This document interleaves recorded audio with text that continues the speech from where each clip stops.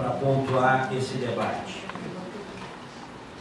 No Brasil, estatais não deram certo. No Brasil, estatais não dão certo. No Brasil, estatais não darão certo. Essa é a nossa história. Hoje a gente já pode ter um termo de comparação muito mais eficaz do que tínhamos há 20, 30, 40, 50 anos, porque muito mais brasileiros estão viajando, né?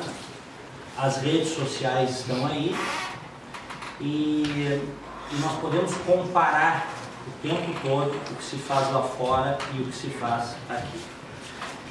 E estatais no Brasil não dão certo, essencialmente por duas razões. Primeiro, porque elas se tornam cabides de emprego, é o primeiro ponto. Todo mundo acha uma boca dentro de uma empresa estatal, porque as empresas estatais são controladas por partidos políticos, o partido político que está no poder, consequentemente ele pode nomear a diretoria. Esta diretoria tem um monte de cargos em comissão para nomear dentro da estatal, né? Então este é o primeiro ponto. Até a sogra do CC, do terceiro escalão, consegue uma boca para vender salgadinhos para o coquetel da diretoria. E isso é a história do estatismo no Brasil.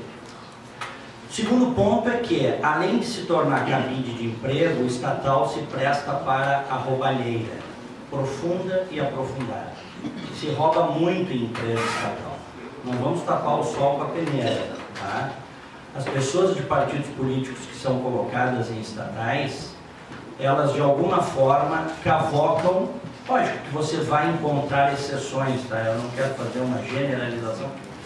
A gente sempre tem que fazer ressalvas em relação às generalizações, tá? Mas a regra é essa. Quer dizer, o sujeito é nomeado para um cargo de direção dentro de uma estatal e ele vai cavocar, a partir dali, oportunidades de fazer caixa para o partido. É assim que as coisas funcionam no Brasil. Então, cabide de emprego e roubalheira, essa é a essência das empresas estatais, em regra, no nosso país. Sem falar que tem um terceiro ponto que eu acho importante salientar, que estatais são braços do Estado.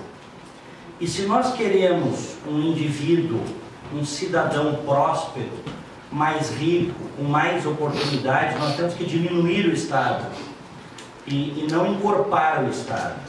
Quanto maior o Estado, menor o indivíduo.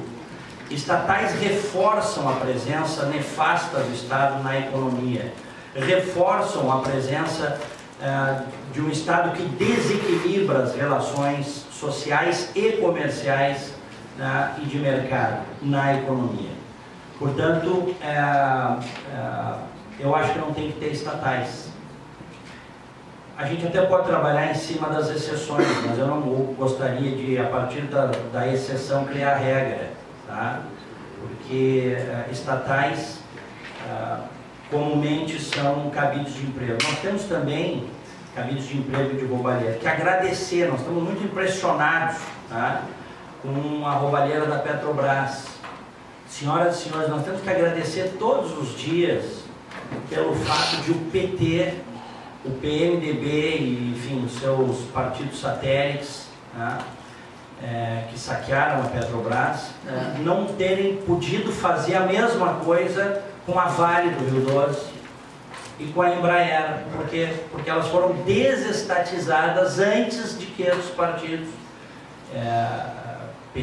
a trinca, né? PT, PMDB e PP, que foi a trinca do Petrolão. É evidente que havia outros partidos envolvidos, mas em essência é isso. Quer dizer, estas estatais, elas foram tiradas das mãos dos políticos, estas que eu falei, a Embraer antes e a Vale depois, muito antes de que eles pudessem roubar e transformar em cabides de emprego. Ou seja, a sociedade brasileira ganhou. O que aconteceu? A Embraer se tornou uma das maiores empresas aeronáuticas do planeta, e a Vale do Rio Doce, que tinha um déficit, na época, eu me lembro nos anos 90 de ver, era um déficit anual de centenas de milhões de reais, um cabide de emprego absurdo, tá? Todo mundo ia trabalhar na Vale, na época era Vale do Rio Doce.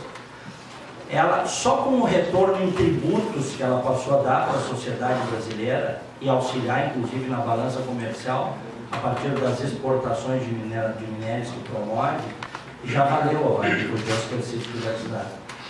Eu, nos primeiros anos da privatização, acompanhei os números e eu digo para você, se ela não tivesse sido vendida, e hoje, né, se a gente vê os números da transação da Vale na época, nos anos 90, e compara com o que seria hoje,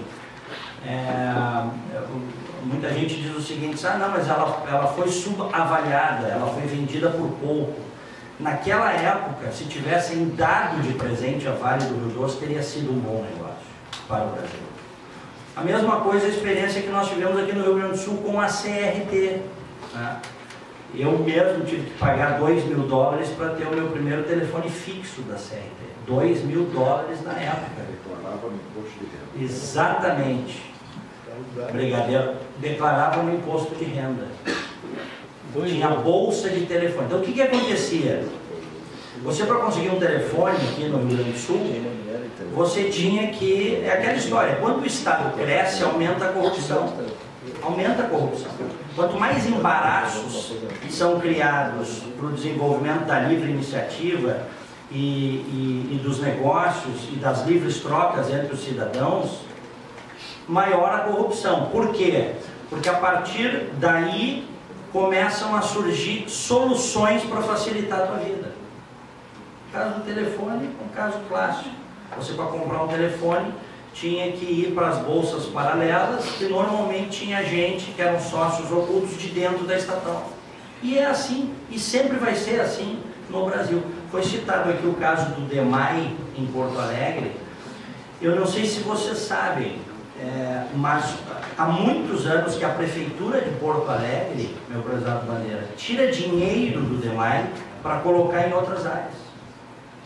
Aí a Prefeitura diz o seguinte, inclusive gestões anteriores, não, mas a gente tira do DEMAI para botar em saúde, para botar em educação. Não importa. Nós temos um baixíssimo índice de saneamento por habitante em Porto Alegre. Se a coisa fosse séria, todo o dinheiro da estatal deveria ser reinvestido, né, na sua atividade fim, que é prestar um bom serviço de água e esgoto. Mas por que não fazem? Porque como a estatal está na mão do Estado, e portanto na mão dos políticos, né, eles fazem o que eles quiserem com o dinheiro. Até a hora que quebrar.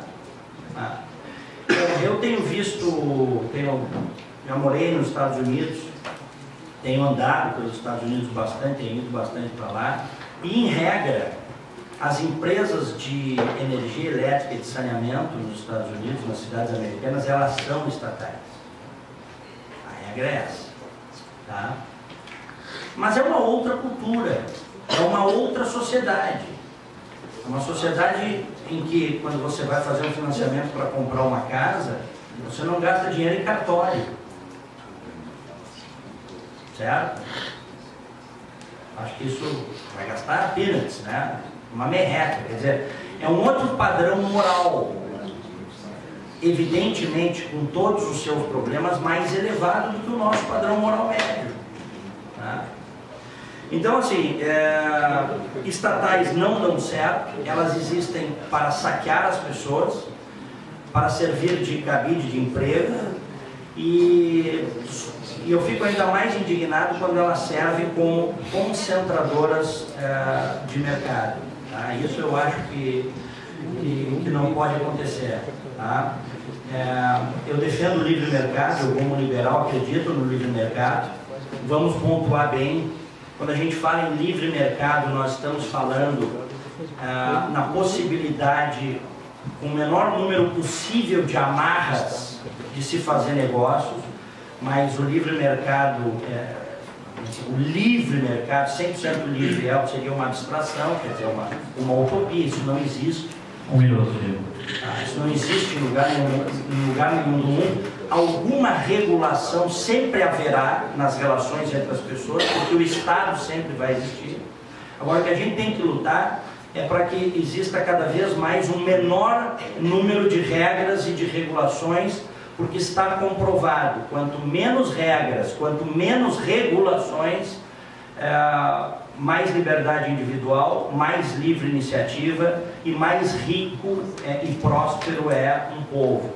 Se a gente pegar, e eu concluo, se a gente pegar os 30 países mais livres, com a economia mais livre do planeta, segundo a Heritage Foundation, que é um think tank americano, nós vamos ver que também são os 30 países, você pode ter uma ou outra mudança de cadeira, são também as 30 nações mais prósperas, com melhor índice de desenvolvimento humano, com melhor PIB per capita. E o grande exemplo que eu cito está aqui do nosso lado, Chile. O Chile hoje é considerado, em torno pela Heritage, a 10ª economia mais livre do mundo. E não é por acaso que o Chile é também o melhor IDH da América do Sul e é o segundo país menos corrupto da América do Sul. Só fica atrás, assim, por detalhe, do Uruguai. Então há uma relação de causa e efeito entre liberdade econômica, né, e prosperidade. E as estatais, elas ajudam a diminuir a prosperidade geral. Essa é a minha opinião.